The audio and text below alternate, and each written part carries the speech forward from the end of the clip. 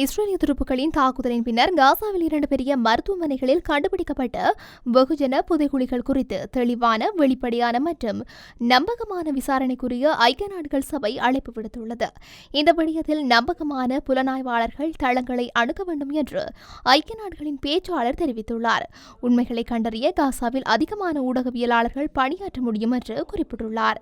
மரணங்கள் தொடர்பாக சுதந்திரமான மற்றும் வெளிப்படையான விசாரணைகள் நடத்தப்பட வேண்டும் என்று அவர் அழைப்பும் விடுத்திருந்தார். அத்துடன் தற்போது நிலவும் தண்டனையிலிருந்து விலக அளிக்கப்படும் சூழலை கருத்தில் கொண்டு இதில் சர்வதேச புலனாய்வாளர்களும் இருக்க வேண்டும் என்று வெல்கர் வலியுறுத்தியுள்ளார். போரில் ஈடுபடும் திறனில்லாத பொதுமக்கள், கைதிகள் மற்றும் பிறரை வேண்டுமென்றே கொலை செய்வது ஒரு போர் குற்றமாகும் என்று குற்றம் சுமத்தியுள்ளார். மேலும் அமெரிக்க வெளியுறவுத்துறை பேச்சாளர் வேதாந்த் படல் வெகுஜன புதைகுழிகள் தொடர்பில் அமெரிக்க அதிகாரிகள் இஸ்ரேலிய அரசாங்கத்திடம் தகவல் கேட்டுள்ளதாகவும் கூறியுள்ளார். பாரிஸ் ஒலிம்பிக் போட்டிகளில் வீரமரணம் அடைய விரும்புகின்றேன் என்று கருத்துக்களை தெரிவித்ததாக கூறப்படும் 16 வயது சிறுவனை பிரான்ஸ் அதிகாரிகள் கைது செய்துள்ளனர்.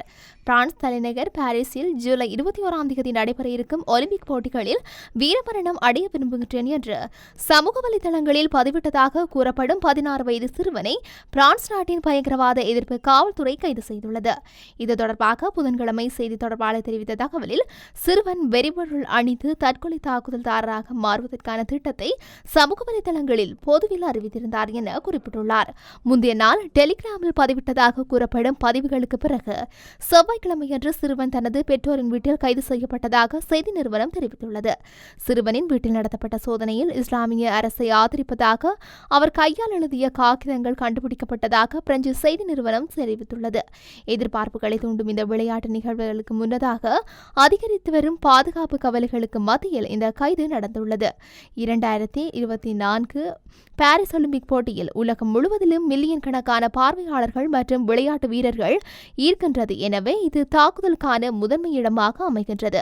சிறுவனின் வயது காரணமாக பிரான்ஸ் அதிகாரிகள் அவரது பெயரை வெளியிடவில்லை. இருப்பினும் அவர் காவலில் இருப்பதாகவும் விசாரணைக்கு உட்படுத்தப்பட்டு வருவதாகவும் உறுதிப்படுத்தியுள்ளார்.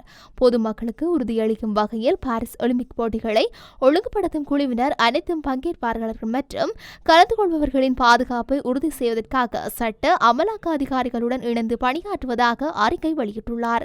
ஹமாஸ் அமைப்பினரின் தாக்குதலுக்கு பிறகு இஸ்ரேலிய ராணுவ புலனாய்வு தலைவர் ராஜினாமா செய்துள்ளார்.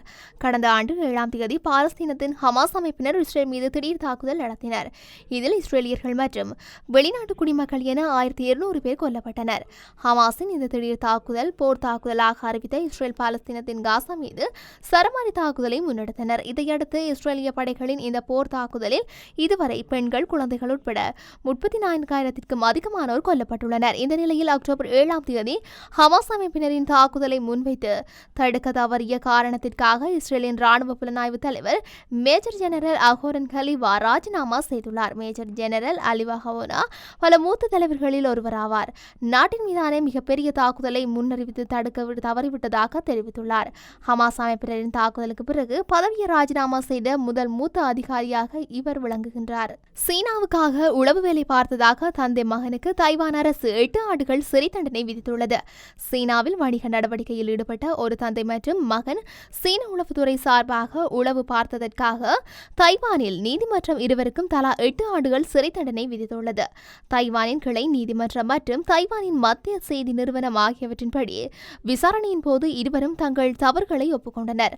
அவர்கள் இருவரையும் 2015ஆம் ஆண்டில் சீன உளவுத்துறை அதிகாரி ஒருவர் சியாமனில் அணுகி தைவானில் உளவு வலையமைப்பை நிறுவ உதவி கோரியுள்ளார் என அரசு தரப்பு விளக்கு சாட்டியுள்ளது.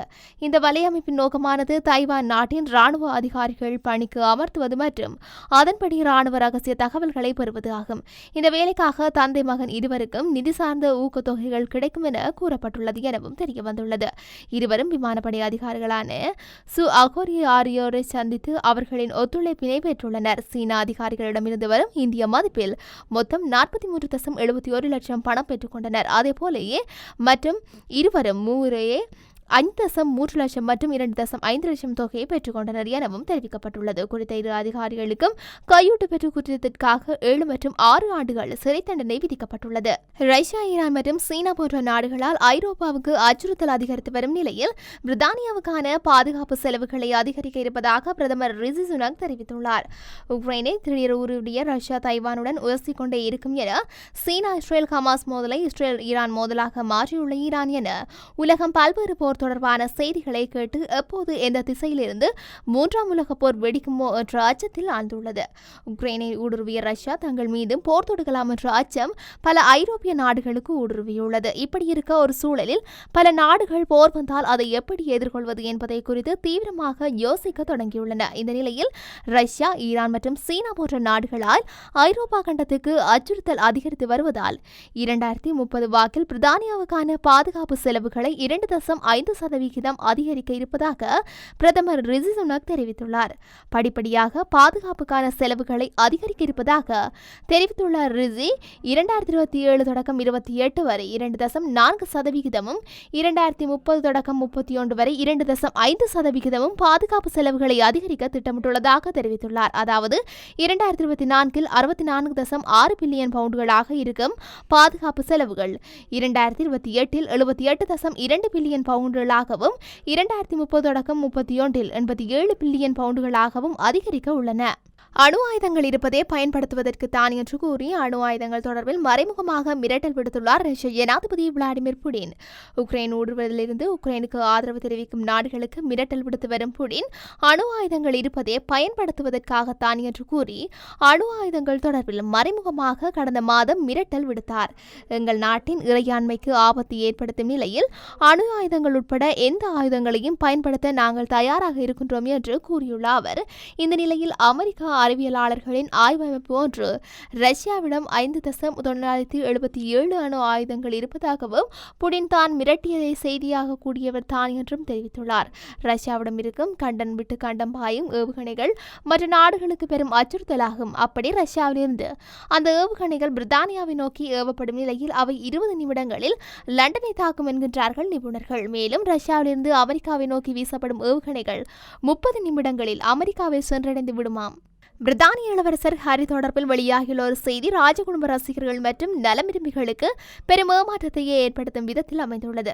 அடுத்த மாதம், அதாவது மே மாதம் 8ஆம் தேதி போரில் காயமடைந்த மற்றும் உறுப்புகளை இழந்த ராணுவ வீரர்களுக்காக ஹரி துவங்கிய இன்விக்டர் விளையாட்டுப் போட்டியில் 10ஆம் ஆண்டு விழாவை குறிக்கும் வகையில் லண்டனில் உள்ள புனித பால் தேவாலயத்தில் ஹரி உரையாற்றியிருப்பதாக செய்திகள் வெளியாகியிருந்தது.